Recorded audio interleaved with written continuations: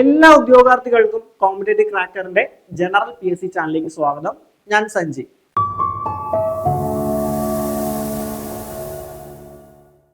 ഇപ്പോൾ PSCയുടെ ഇനി നടക്കാൻ പോകുന്ന ഏറെ പ്രധാനപ്പെട്ട ഒരു എക്സാം തന്നെയാണ് നമ്മുടെ VFA അല്ലെങ്കിൽ വില്ലേജ് ഫീൽഡ് അസിസ്റ്റന്റ് എന്ന് പറയുന്നത്. അപ്ലൈ ചെയ്യാത്തവരുണ്ടെങ്കിൽ ഉടനെ തന്നെ അപ്ലൈ ചെയ്യാനായിട്ട് ശ്രമിക്കുക. നമ്മുടെ എക്സാം നടക്കാൻ പോകുന്നത് PSCയുടെ ആനുവൽ കലണ്ടർ പ്രകാരം നമ്മുടെ എക്സാം നടക്കാനായിട്ട് പോകുന്നത് സെപ്റ്റംബർ ഒക്ടോബർ മാസങ്ങളിലായിരിക്കും അല്ലെ. 2026 സെപ്റ്റംബർ ഒക്ടോബർ മാസങ്ങൾക്കിടയിലായിരിക്കും നമ്മുടെ VFA അല്ലെങ്കിൽ വില്ലേജ് ഫീൽഡ് അസിസ്റ്റന്റ് എന്ന് പറയുന്ന എക്സാം നടക്കാനായിട്ട് പോകുന്നത്. ഒരൊറ്റ എക്സാം മാത്രമാണ് VFAക്ക് ഉള്ളത്. അപ്പൊ നമ്മുടെ കയ്യിൽ സമയമുണ്ട്. ആ സമയം നമുക്ക് കൃത്യമായിട്ട് വിനിയോഗിക്കുകയാണെങ്കിൽ നമുക്ക് VFA എന്ന് പറയുന്ന എക്സാം ക്രാക്ക് ചെയ്യാൻ സാധിക്കും. ഇനി നമ്മൾ ഈ ഒരു സെക്ഷനിൽ ഡിസ്കസ് ചെയ്യാനായിട്ട് പോകുന്നത് വില്ലേജ് ഫീൽഡ് അസിസ്റ്റന്റ് ഏത് റാങ്കിൽ എത്തിയാൽ ജോലി കിട്ടും, അല്ലെങ്കിൽ എത്ര മാർക്ക് വീതം നമ്മൾ സ്കോർ ചെയ്ത് കഴിഞ്ഞാൽ നമുക്കൊരു ജോലിയിലേക്ക് പ്രവേശിക്കാം എന്നുള്ളതാണ് നമ്മൾ ഈ ഒരു സെക്ഷനിൽ ഡിസ്കസ് ചെയ്യാനായിട്ട് പോകുന്നത്. കഴിഞ്ഞ വില്ലേജ് ഫീൽഡ് അസിസ്റ്റന്റിന്റെ മാർക്കും കട്ട് ഓഫും നിയമന നിലയും താരതമ്യം ചെയ്താണ് നമ്മൾ ഈ ഒരു നിഗമനത്തിലേക്ക് എത്താനായിട്ട് പോകുന്നത്. അപ്പൊ നമുക്ക് നേരെ എന്ത് ചെയ്യാം, വീഡിയോയിൽ കടന്നാലോ? ശരി. അപ്പൊ നമ്മുടെ കഴിഞ്ഞ വില്ലേജ് ഫീൽഡ് അസിസ്റ്റന്റിന്റെ എക്സാമിന്റെ കട്ട് ഓഫും അഡ്വൈസും നമുക്ക് നോക്കാം. ഓരോ ജില്ലകൾ വൈസ് നമുക്ക് നോക്കാം. നമുക്കറിയാം വില്ലേജ് ഫീൽഡ് അസിസ്റ്റന്റ് എന്ന് പറയുന്ന എക്സാം ഡിസ്ട്രിക്ട് വൈസ് നടക്കുന്ന എക്സാം ആണ്. ഓരോ ജില്ലകളിലും നടക്കുന്ന എക്സാം ആണ്.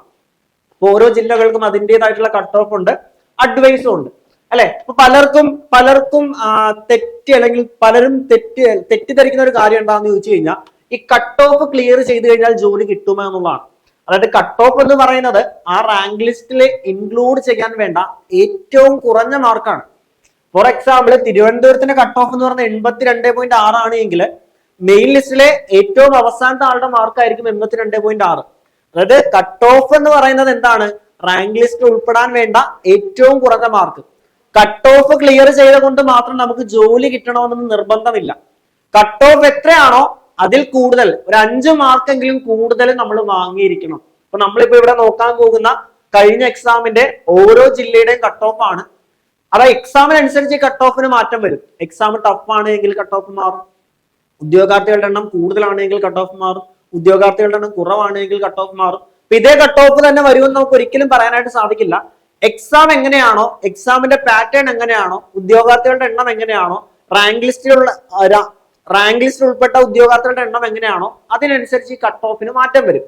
അപ്പൊ നമ്മൾ ഇവിടെ ഡിസ്കസ് ചെയ്യാനായിട്ട് പോകുന്നത് കഴിഞ്ഞ എക്സാമിന്റെ കട്ട് ഓഫും അഡ്വൈസ് എണ്ണമാണ് നമ്മൾ നോക്കാനായിട്ട് പോകുന്നത്.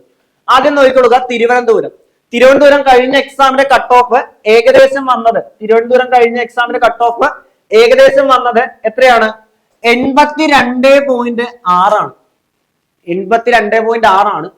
ഇതുവരെ അവിടുന്ന് അഡ്വൈസ് ലഭിച്ചവരുടെ എണ്ണം എന്ന് പറയുന്നത് 164 ആണ്. 164 പേർക്ക് തിരുവനന്തപുരം ജില്ലയിൽ നിന്ന് അഡ്വൈസ് പോയിട്ടുണ്ട് അല്ലെ. കട്ട് ഓഫ് എന്ന് പറഞ്ഞാൽ 82.6 ആണ്. അത്യാവശ്യം നോക്കുവാണെങ്കിൽ ഏറ്റവും കൂടുതൽ കട്ട് ഓഫ് വന്ന ഒരു ജില്ല തന്നെയാണ് തിരുവനന്തപുരം. കാരണം അവിടെ നടക്കുന്ന അഡ്വൈസുകളുടെ എണ്ണം കൂടുതലാണ്. മറ്റ് ജില്ലകളെ താരതമ്യം ചെയ്യുമ്പോൾ അത്യാവശ്യം അല്ലെങ്കിൽ കൂടുതൽ കട്ട് ഓഫ് അല്ലെങ്കിൽ അഡ്വൈസുകൾ തിരുവനന്തപുരത്ത് പോകുന്നുണ്ട്. അതുകൊണ്ട് തന്നെ സ്വാഭാവികമായിട്ട് കട്ട് ഓഫ് കൂടുതലാണ്. അപ്പൊ ഈ ഒരു കട്ട് ഓഫ് തന്നെ നമുക്ക് ഇനിയും പ്രതീക്ഷിക്കാം. ഇപ്പൊ തിരുവനന്തപുരം ജില്ല വെച്ചവര് നല്ല രീതിയിലുള്ള ഒരു പഠനം വേണം അല്ലെ. ഏകദേശം ഈ ഒരു റേഞ്ചിൽ തന്നെ ഇനി വരാൻ പോകുന്ന കട്ട് ഓഫ് നമുക്ക് പ്രതീക്ഷിക്കാം അല്ലെ. അപ്പൊ തിരുവനന്തപുരം അപ്ലൈ ചെയ്തവര് ഈ ഒരു മാർക്കിന് വേണ്ടിയുള്ള പഠനം നിങ്ങൾ ഇപ്പോഴേ തുടങ്ങണം. അടുത്തത് കൊല്ലം ജില്ലയിലാണ് നിങ്ങൾ അപ്ലൈ ചെയ്യുന്നതെങ്കിൽ കൊല്ലം ജില്ലയുടെ കട്ട് ഓഫ് കഴിഞ്ഞ പ്രാവശ്യം കുറവൊന്നുമില്ല, 79 മാർക്കാണ്. 79 മാർക്കാണ് കഴിഞ്ഞ പ്രാവശ്യത്തെ കൊല്ലത്തിന്റെ കട്ട് ഓഫ് എന്ന് പറയുന്നത്. ഇതുവരെ 99 അഡ്വൈസുകൾ അവിടെ പോയിട്ടുണ്ട്. 99 ഏകദേശം 100 അഡ്വൈസുകൾ എടുത്ത് എവിടെ നിന്നും പോയിട്ടുണ്ട്? കൊല്ലവും പോയിട്ടുണ്ട് അല്ല. അത്യാവശ്യം നല്ല അഡ്വൈസുകൾ പോകുന്ന ജില്ലയാണ്. കട്ട് ഓഫ് 79 ആണ്. തിരുവനന്തപുരത്തെ കമ്പയർ ചെയ്യുമ്പോൾ കട്ട് ഓഫ് കുറവാണ്, 79 ആണ്. അടുത്തത് ആലപ്പുഴ നോക്കുമ്പോൾ കട്ട് ഓഫ് എന്താണ്? 74 ആണ്. വീണ്ടും കുറഞ്ഞു അല്ലെ. 74.9 ആണ് കട്ട് ഓഫ് വന്നത്. ആലപ്പുഴയിൽ ഇതുവരെ 81 അഡ്വൈസുകളും പോയിട്ടുണ്ട്. അപ്പൊ കട്ട് ഓഫ് കുറവാണ്, അത്യാവശ്യം അഡ്വൈസുകളും ആലപ്പുഴയിൽ നിന്ന് പോയിട്ടുണ്ട്. ഇനി അടുത്ത് നോക്കിക്കൊള്ളുക, പത്തനംതിട്ടയിൽ വീണ്ടും കട്ട് ഓഫ് കുറവാണ്. കണ്ടോ, 69 ആണ്. തിരുവനന്തപുരത്തെ കട്ട് ഓഫ് നോക്കിയേ 82 ആണ്. പത്തനംതിട്ടയുടെ കട്ട് ഓഫ് വരുമ്പോൾ 69.8 ആണ് പത്തനംതിട്ടയിലെ കട്ട് ഓഫ്. അവിടെ ഇതുവരെ 66 അഡ്വൈസുകളും പോയിട്ടുണ്ട് അല്ലെ. അതായത് തിരുവനന്തപുരത്തെ കട്ട് ഓഫ് 82 വന്നപ്പോ പത്തനംതിട്ടയിൽ 69 കട്ട് ഓഫ് വന്നത്. അഡ്വൈസുകളുടെ എണ്ണം എന്ന് പറഞ്ഞാൽ 66 പേർക്ക് അഡ്വൈസ് പോയിട്ടുണ്ട്. അടുത്ത നോക്കിക്കോളുക, കോട്ടയം കട്ട് ഓഫ് 70 വന്നു. കോട്ടയത്തെ നിയമം നോക്കിക്കോളുക, അഡ്വൈസുകളുടെ എണ്ണം എന്ന് പറഞ്ഞാൽ 110. ഇവിടെ കോട്ടയം ജില്ല നോക്കുമ്പോൾ കട്ട് ഓഫ് കുറവാണ്, 70 കട്ട് ഓഫ് വന്നു, 100-ലധികം അഡ്വൈസുകളും പോയിട്ടുണ്ട്. അപ്പൊ നല്ലൊരു അപ്ലൈ ചെയ്യാൻ പറ്റിയ ഒരു ജില്ലയാണ് കോട്ടയം എന്ന് പറഞ്ഞത് കണ്ടോ. കാരണം കഴിഞ്ഞ പ്രാവശ്യത്തെ കണക്കാണ്, ഈ പ്രാവശ്യം വേണമെങ്കിൽ വേരി ചെയ്യാം. അപ്പൊ കോട്ടയം നോക്കുവാണെങ്കിൽ കട്ട് ഓഫ് 70 വന്നു, അത്യാവശ്യം അഡ്വൈസുകളും പോയിട്ടുള്ള ജില്ലയാണ് കോട്ടയം എന്ന് പറയുന്നത്. അടുത്ത ജില്ല നമുക്ക് നോക്കാം, എറണാകുളത്തിന്റെ കട്ട് ഓഫ് 79, ഏകദേശം 80 അടുത്ത് എറണാകുളത്തിന് കട്ട് ഓഫ് വന്നു. ഇതുവരെ പോയത് 174 അല്ലെ, 174. നമ്മുടെ തിരുവനന്തപുരത്തേക്കാൾ കൂടുതൽ അഡ്വൈസുകൾ അവിടെ പോയിട്ടുണ്ട്, എറണാകുളം ജില്ലയിൽ പോയിട്ടുണ്ട്.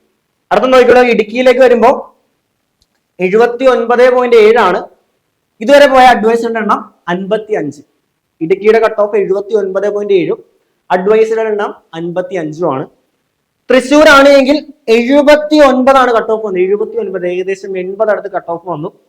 198 അല്ല, റൗണ്ട് ചെയ്യുമ്പോൾ ഏകദേശം 200 അടുത്ത്, അത്യാവശ്യം കൂടുതൽ. ഇതിൽ തന്നെ നോക്കുമ്പോൾ ഏറ്റവും കൂടുതൽ നിയമനം പോയ ജില്ല തിരുവനന്തപുരമാണ്, ഏകദേശം 200 അടുത്ത് നിയമനം എവിടുന്ന് പോയിട്ടുണ്ട്, തൃശ്ശൂരിലേക്ക് പോയിട്ടുണ്ട്. അടുത്ത നമുക്ക് നോക്കാം, അടുത്ത ജില്ലകൾ നോക്കാം.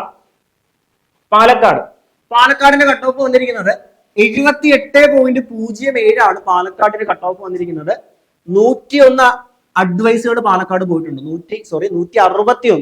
161 അഡ്വൈസുകൾ എവിടെ പോയിട്ടുണ്ട്, പാലക്കാട് പോയിട്ടുണ്ട്.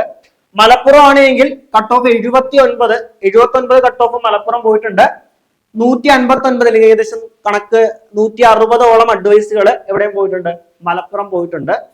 കോഴിക്കോട് നോക്കുമ്പോൾ 81.4 ആണ് അല്ലെ, അഡ്വൈസുകളുടെ എണ്ണം 98. വയനാട് 64.6 ആണ്, അഡ്വൈസുകളുടെ എണ്ണം 25. കാരണം വയനാട് 64 കട്ട് ഓഫ് വന്നിട്ടും അഡ്വൈസുകൾ വളരെ കുറവാണ് വയനാട് പോകുന്നത് അല്ലെ.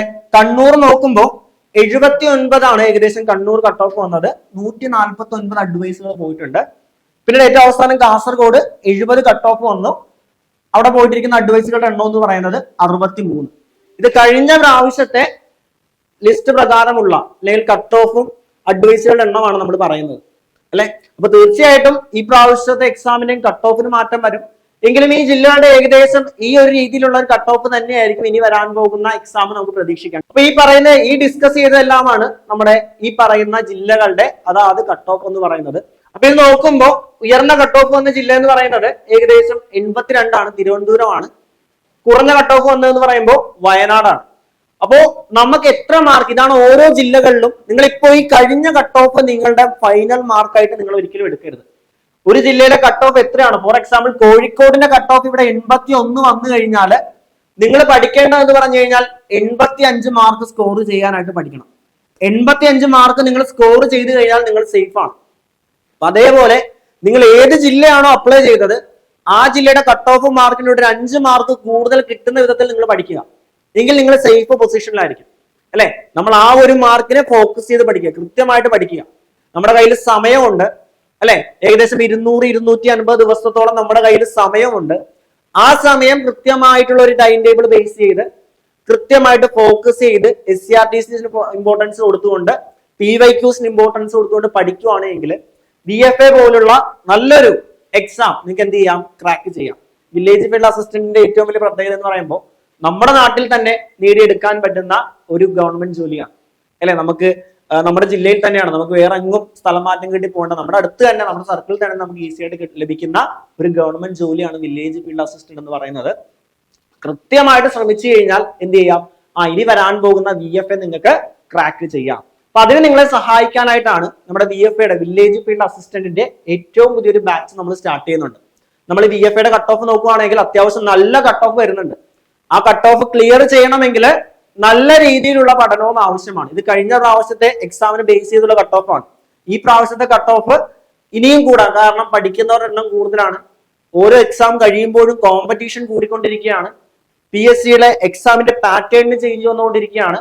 അപ്പൊ മാറുന്ന PSCക്ക് അനുസരിച്ച് മാറ്റത്തോടു കൂടി പഠിക്കാൻ നിങ്ങൾ ആഗ്രഹിക്കുന്നുണ്ട് എങ്കിൽ നിങ്ങൾക്ക് വേണ്ടിയിട്ടുള്ളതാണ് കോമ്പറ്റേറ്റീവ് ക്രാക്കറിന്റെ ഏറ്റവും പുതിയ VFA അല്ലെങ്കിൽ വില്ലേജ് ഫീൽഡ് അസിസ്റ്റന്റ് ബാച്ച് എന്ന് പറയുന്നത്.